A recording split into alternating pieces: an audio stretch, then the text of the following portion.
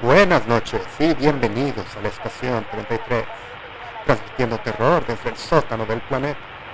El archivo de hoy, compartido por Ransenu, nos habla de esos horrores que encontramos en ciertos lugares: hospitales abandonados, templos profanos, apartamentos embrujados, laboratorios ocultos, pero a veces el terror nos visita en lugares más mundanos cuando estamos menos preparados para ello.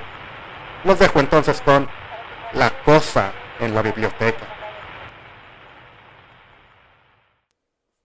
Muchas personas que buscan el horror y lo desconocido creen que tienen que buscarlo en lejanas casas encantadas y espantosos cementerios. Realizan rituales absurdos y cantan palabras tontas pensando que así invocarán a una especie de espectro o demonio. Casi nadie se da cuenta de que el horror puede acechar en cualquier esquina, incluso a plena luz del día y rodeado de tus amigos más íntimos. Mi experiencia con el horror es muy breve.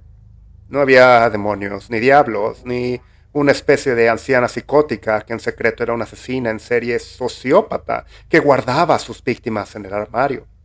De hecho, ni siquiera buscaba ningún tipo de fenómeno espeluznante. En lugar de eso, lo único que estaba haciendo era la tarea. Este temible encuentro no tuvo lugar en un antiguo cementerio ni en una especie de manicomio abandonado. Ocurrió en la biblioteca de mi escuela. Mi amigo estaba conmigo aquella noche. Los dos éramos alumnos de matrícula de honor y estábamos terminando un riguroso y extenso proyecto en nuestra clase de historia. Habíamos pasado todo el fin de semana trabajando vorazmente, investigando diversos componentes sobre el juicio y la ejecución del detestable Gilles de Rais y sus atroces crímenes contra los jóvenes, y reescribiendo grandes partes de nuestros ensayos al respecto. Era muy tarde. No había nadie en la biblioteca, salvo yo, mi amigo y otro bibliotecario que cerraría el lugar en media hora. Trabajábamos mejor en rincones aislados y sin el alboroto de otros estudiantes que seguramente estarían holgazaneando y armando un alboroto molesto. Habíamos subido a la biblioteca justo después de las clases para terminar nuestros proyectos que debíamos entregar a la mañana siguiente. Eran las 3 de la tarde cuando subimos. Ahora eran las 9 de la noche. Y ese fue el momento cuando ocurrió lo inexplicable. Antes de continuar, permítanme decir que no soy en absoluto una persona supersticiosa. Creo que mi amor por la ciencia y las matemáticas siempre me ha convertido en una persona que exige pruebas y razonamientos sólidos. No soy un intolerante que solo acepta pruebas empíricas y nada más. Soy consciente de que hay muchas cosas que la ciencia no puede explicar, pero siempre he puesto en duda las cartas del tarot, la astrología y los fantasmas. La idea más absurda que encontré en todo esto fueron los demonios y los diablos. Incluso de niño no me asustaban esas tonterías. Supongo que siempre fui precoz porque prefería las pruebas plausibles a los cuentos que me contaban los mayores supersticiosos. Pero lo que estoy a punto de contarles, eso aún me persigue en mis pesadillas y ha desarrollado en mí una fobia. Un miedo abrumador cuando estoy solo en lugares oscuros sin ninguna otra persona haciéndome compañía. No he descartado la posibilidad de que simplemente estuviera cansado por todo el trabajo escolar que había hecho, pero, sinceramente, esa es la única solución que se me ocurre que tenga algún tipo de sentido, y conocer ese hecho me aterroriza. Incluso narrar esta experiencia es suficiente para que se me erice la piel y me estremezca al recordar ese breve pero horrible momento. Mientras escribía mi ensayo, mi amigo estaba preparando nuestra presentación. Era tarde, así que había un silencio tétrico y las luces se habían atenuado para, supongo, ahorrar energía y evitar que las facturas de la luz subiesen demasiado. Yo estaba ocupado en el trabajo, tecleando y ansioso por completar esta parte escrita de nuestra tarea, así que la mayor parte de mi atención se limitaba a esto. Oí que mi amigo apartaba la silla de la computadora y se levantaba. Me dijo: «Vuelvo enseguida, voy al baño». Me limité a asentir con la cabeza como respuesta, sin concentrarme demasiado en otra cosa que no fuera mi trabajo. Por el borde del ojo, vi su espalda mientras se alejaba y giraba detrás de las estanterías. Y aquí es donde empieza el verdadero horror. En cuanto vi marcharse a mi amigo, volví a concentrarme en mi trabajo, olvidándome momentáneamente de él. Como estaba tecleando exhaustivamente y tenía toda mi atención puesta en ello, no empecé a notar el sutil cambio de olor. Al principio No me había dado cuenta, simplemente se me fue presentando. Era muy vago y difícil de definir. Los cambios de olor ocurren todo el tiempo, así que naturalmente no me molestó. Aunque cuando lo percibí por primera vez, pensé que era un olor muy peculiar en la biblioteca porque tenía un elemento nauseabundo.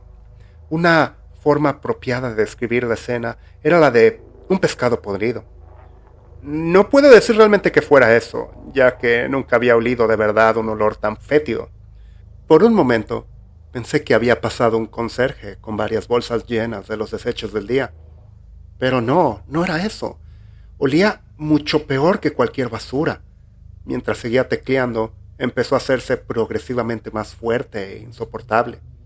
En un momento dado, dejé de teclear en la computadora por completo y empecé a observar la biblioteca desde mi silla, tratando de ver si podía detectar la fuente de donde provenía ese miserable olor. Me empezaron a llorar los ojos cuando el olor se hizo más intenso y me llevé el cuello de la camisa a la nariz y a la boca y sentí que el vómito empezaba a revolverse en mi estómago y a arañarme la garganta. Se volvió abrumador y hasta el día de hoy nunca he sentido otro olor tan asqueroso como este. Me levanté y me preparé para ir a buscar al único bibliotecario que estaba de guardia a esas horas.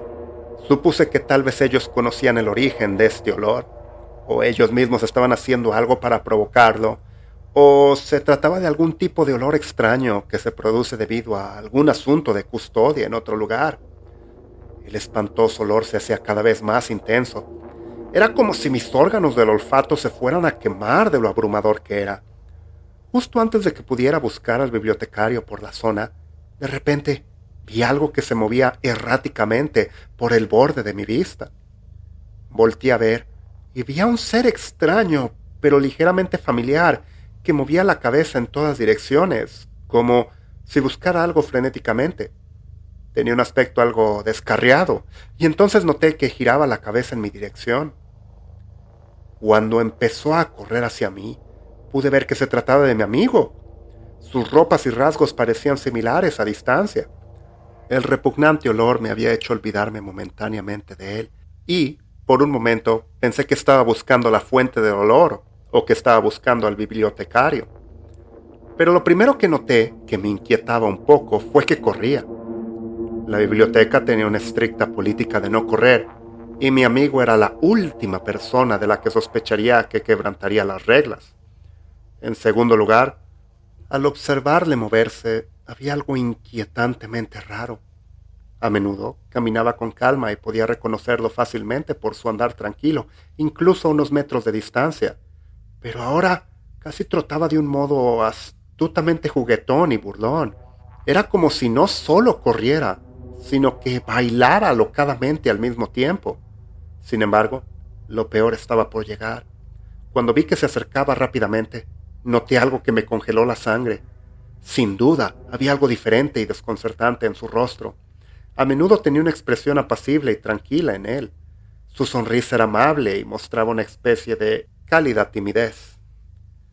Pero en este momento sus ojos eran grandes y amenazadores, saltones e inyectados en sangre por la locura.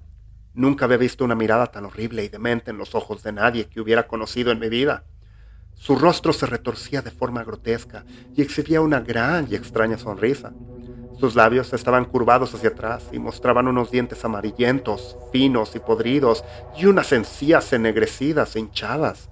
La piel de la cara aparecía arrugada junto con la sonrisa, como si la misma estuviera deformando la carne del rostro. Sus brazos parecían ligeramente más largos y delgados, y los dedos huesudos y torcidos. Todo su cuerpo parecía desproporcionado mientras corría hacia mí. Me quedé de pie, atónito en la curiosidad y el miedo.